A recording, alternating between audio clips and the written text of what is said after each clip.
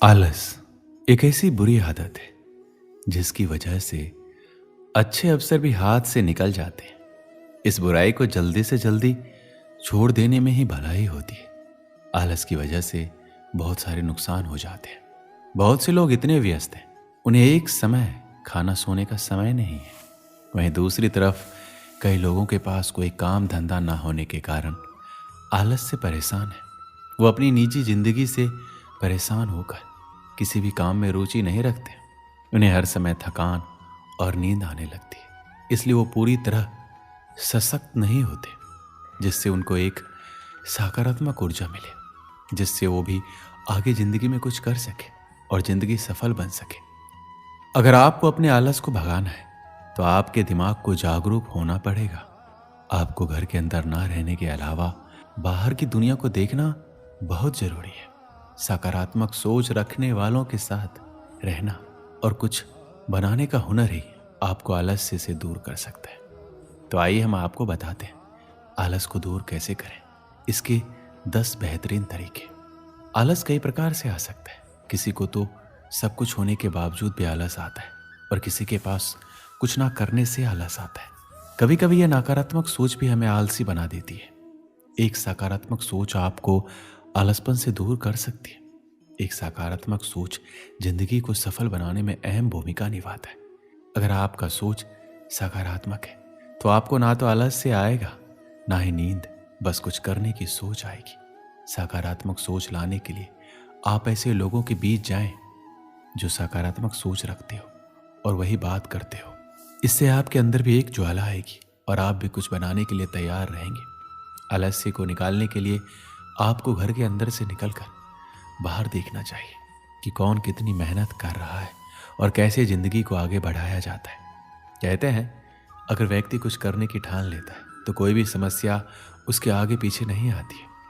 अगर कोई छोटी मोटी परेशानी आ भी जाए तो वह चकित नहीं होता है, बल्कि कुछ करने की सोचता है। इसी तरह अगर आपको आलस्य को दूर करना है तो जागो और अपने हुनर को जगाओ। कुछ कर दिखाने का समय है, यह सुस्त और सोने का समय नहीं है। इससे आपके अंदर एक नई ऊर्जा आएगी। कोई भी व्यक्ति आलस्य से इसलिए भरा रहता है क्योंकि उसे मोटिवेशन की कमी होती है। आपको खुद प्रेरित होना पड़ेगा।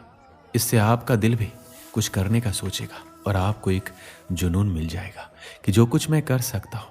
आप अपने काम को बढ़ावा देने या अपने लक्ष्य को प्राप्त करने के महत्व के बारे में पुष्टि और सोच के माध्यम से अपनी प्रेरणा को मजबूत कर सकते हैं।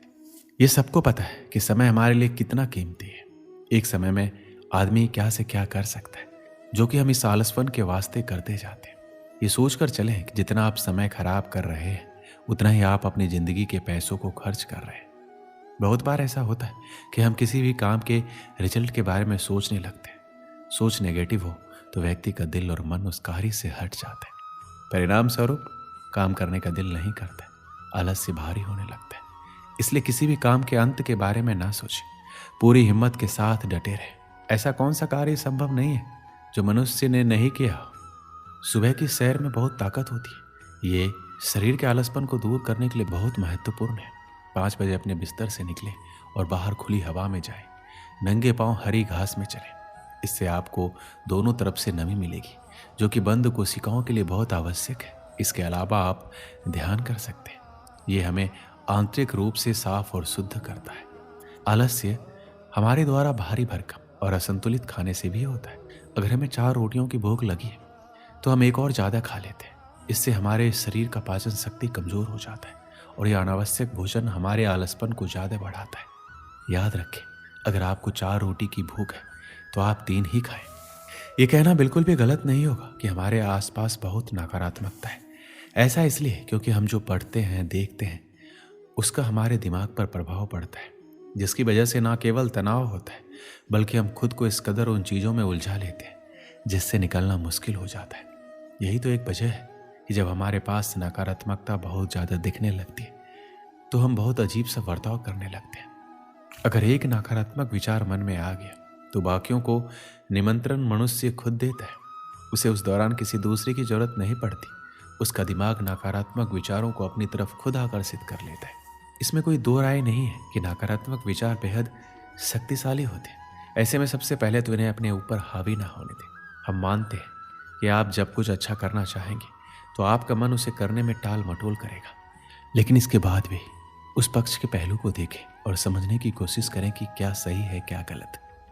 नकारात्मक विचारों के साथ जीवन जीना बेहद मुश्किल होता है। अगर मन में लंबे समय तक नकारात्मक विचार बने रहे तो इसका न केवल सेहत पर बुरा असर पड़ता है बल्कि दूसरों से जलन की भावना भी पैदा हो जाती है।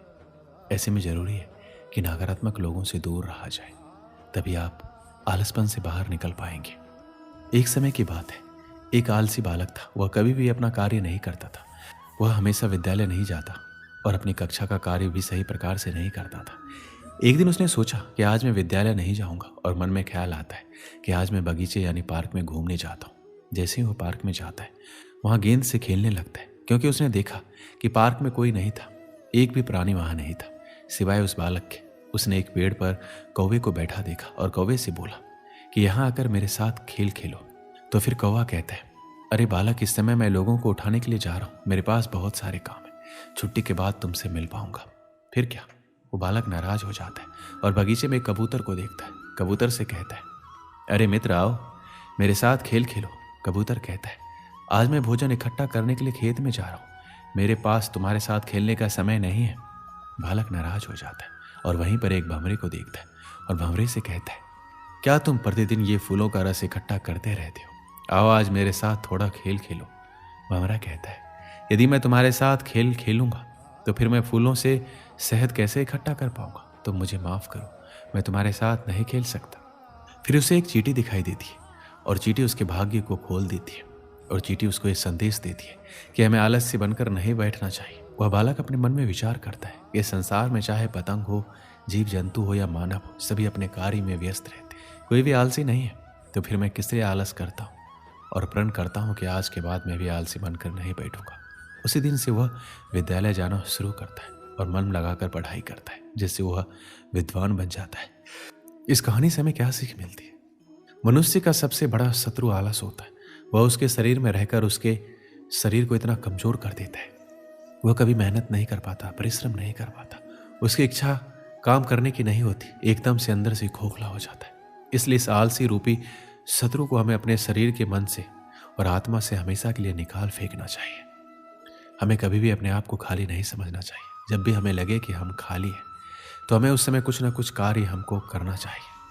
अगर आलस हमारे अंदर आज प्रवेश करता है तो हमारी शक्ति को चिढ़ाने का काम करता है, तो ये हमारी शक्ति को नष्ट कर देता है। हमें इस आलस्य को दूर भगाना ही होगा और परिश्रम जी जान लगाकर करना होगा, तभी हम सफल हो पाएंगे। दोस्तों, इस वीडियो में बस इतना ही। मिलते हैं अगले वीडियो में। अपना ख्याल रखिएगा। जय श्री कृष्ण।